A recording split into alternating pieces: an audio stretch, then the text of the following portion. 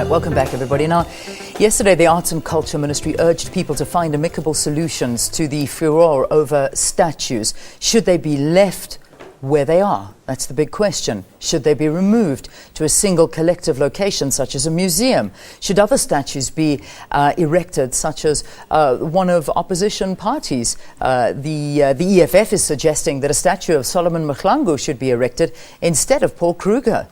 All right, well, let's talk a little bit about this now. Advocate Sonwabile Mancotywa, the CEO of the National Heritage Council, is in studio with me now to discuss this issue. Advocate, thank you very much for joining us on the program. Yes, by the way, Mancotywa, thank you. Thank you so very much. Trying to get the tongue around it, I suppose. And I suppose that's what most people are trying to do, is trying to get their heads around these statues. We look at it, we look at the dawn of democracy here in South Africa. We saw a new flag coming in, a new national anthem coming in, and a lot of things changed, but a lot of statues stayed, and they were not removed. What was the idea of keeping these statues up? I think what is important to understand is the background of our transition to democracy in South Africa. We didn't see a wholesale destruction of statues or monuments because of the uniqueness of the manner in which our transition from the old order to the new order happened in our country, our reconciliation policy. So the first decade of our democracy did not see, that actual happening. Hence, the Heritage Council came up with guidelines and policies, because you also see, you have noticed that there's not been a clear policy in the first decade of our democracy. And there's that, even the removal of statues, like for instance, Furore in Midvaal, it tended to be ad hoc. And also, even if a statue is removed, it was in the hands of communities, like Furore. Now, the policy questions are now coming to haunt us, and this is now what I think the minister has addressed, that through this dialogue, we'll actually see now this answer being responded to through this national consultative conference that we're all gearing ourselves to. Yeah. What will happen if we remove all of these statues from the communities that we live in? If we take them away and we put them in a museum, what does this say about our history? I must mention, though, Leanne, that what we have seen in UCT, which really was a genuine, outcry by students for transformation, has now been abused, by different people. Because in South Africa, for instance, you do have laws, like, for instance, Section 34 of NARA Act states clearly, if you want to remove a statue for one reason or another, you apply through provincial heritage authorities. And that process is very clear. But what is dangerous at the moment is this hammer approach to our history, which I think not only is it short-sighted, but it is dangerous as well, as you can see. But we have seen, for instance, in Utrecht and in Nelson Mandela Bay, that the law is going to take its own course, that we're saying. Yeah, a lot of people are arguing that some of these statues that have been erected are not necessarily African. Is that a fair comment, though, when you look at our history and where South Africa has come from? I think a most important policy question is, how do we remind ourselves of our ghastly past in our public spaces in South Africa, or as part of our public memory? But at the same time, what is it that is going to form what we call common identity of South Africans in our public spaces? I think that's very key. Because also, I think, in fact, there are two recommendations that are coming from the panel of experts, right now on our policy proposals. One is saying, remove the statues themselves and then place them in a garden of statues, like the Hungarian approach. Or you follow the Budapest approach. In Budapest, what they did, they actually took the statues, that is from discredited ideologies, from prominent spaces to less prominent spaces, and conserve them, narrate them, contextualize them as well. Because remember, this is part of history as well. Yeah. At the moment, which is another important issue, Leanne, do we understand this history that we want to destroy as well? Do we have a common understanding of the wars of dispossession in our country? Do we have the common understanding of the settling communities in our country, which is really part of our history? So history is really what it has been endowed, or what it has been things that have happened. But in heritage, we're saying consciously, What is it that we must build consciously as part of our own public memory, that we must celebrate as South Africans, that we want to see ourselves on? That distinction is very much important.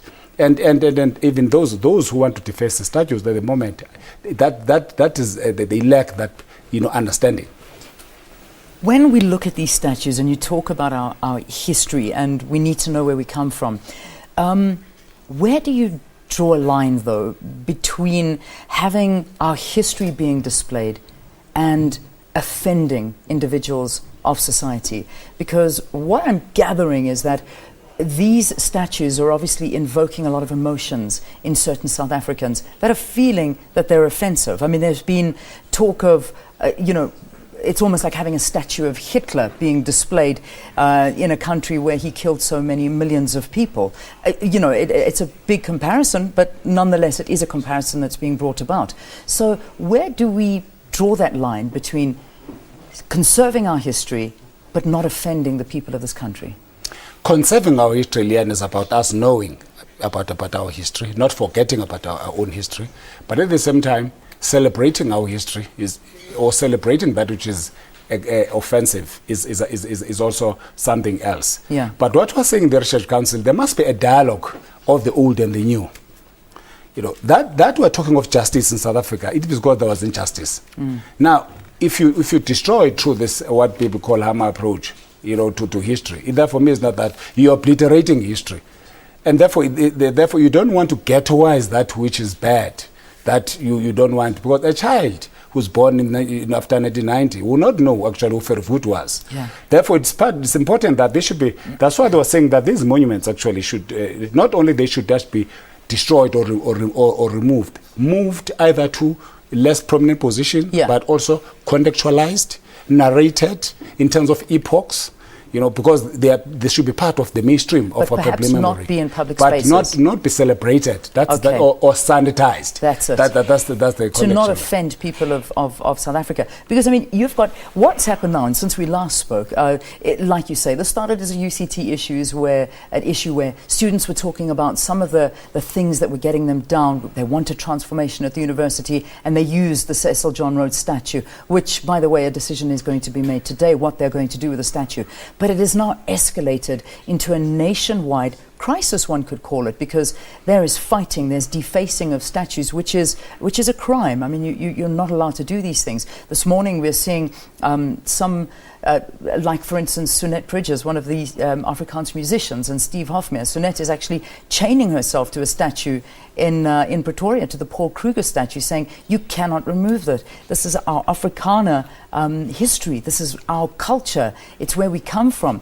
So we talk about dialogue, but it doesn't seem to be happening. So how do we get around this? What are some of the solutions we can offer? In the public discourse that we're going to have as mandated by the Minister of Arts and Culture with NARA and as well as the Research Council, these are issues that will actually come up. For instance, a monument that is more than 60 years is protected. Yeah. In terms of Section 34, you cannot remove or destroy that monument. You have got to go through a channel. Okay. There's a grading system in our country. Because remember, these heritage objects are part of the memory, they're part of the national estate of a country. No country in the world does not preserve its own heritage. That's why we're therefore saying that also people are destroying this, not because they don't know the law. There's an old dictum that ignorance of law is not an excuse. But these people, it doesn't mean that they don't understand the law. They understand the law, but they're hell-bent on doing whatever they're doing for political grandstanding, which is killing our heritage. Our heritage cannot be a football, for people who wake up tomorrow because they want to do anarchy, which is the highest stage of disorder in our country.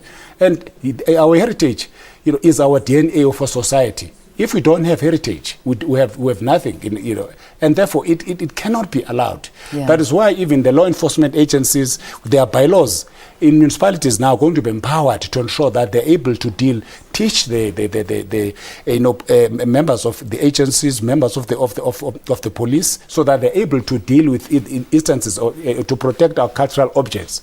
Because these cultural objects, they should not move out of the country. They must be kept. Remember, we're part of UNESCO. Yeah. We are a signatory of UNESCO. In terms of UNESCO protocol, there are processes that must be followed. We must keep our heritage. Otherwise, we will wake up tomorrow without no heritage for the current and future generation. That's why there's a strongest a condemnation of actually what is happening. And it doesn't mean that the people don't know. They know, but they're doing it for their own selfish reasons, which really it should not happen.